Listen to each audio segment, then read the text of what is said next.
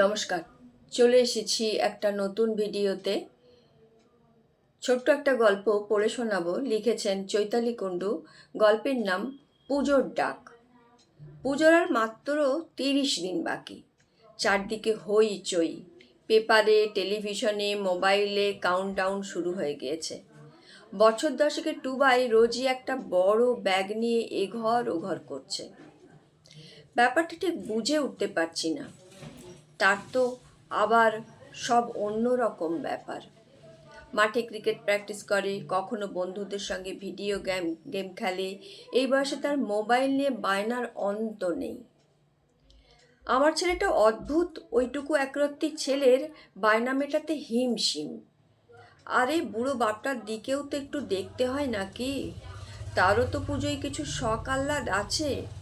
বলেছিলাম কটা পুরনো জামা কাপড় জোগাড় করে রাখতে।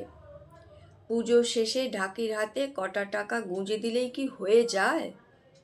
বৌমা তো কথা কানেই তোলে না। পুজোর লিস্ট তৈরিতেই মত্ত। আর এদিকে ছেলেটাও নিত্য নতুন প্যাকেট হাতে ঘরে ঢোকে। আরে চোখে অল্প দেখি বলে কি কিছুই বুঝি না?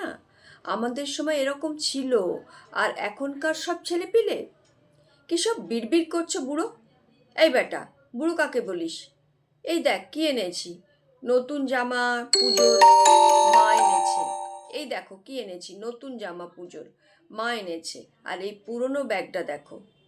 আরে ওই তো সেই মস্ত বড় ব্যাগটা। জল জল চোখে বুড়ো দেখছে ব্যাগ থেকে একে একে বেরিয়ে আসছে নতুন পুরনো কিছু জামা কাপড়। তার মানে নতুন প্রজন্ম বুড়ো হাবড়াদের সুখ দুঃখের খোঁজ রাখে। আনন্দে চোখে চোখে জল এসে যায়। পড়লাম ছোট্ট একটা গল্প, পুজোর ডাক, চৈতালি কুণ্ডুর লেখা।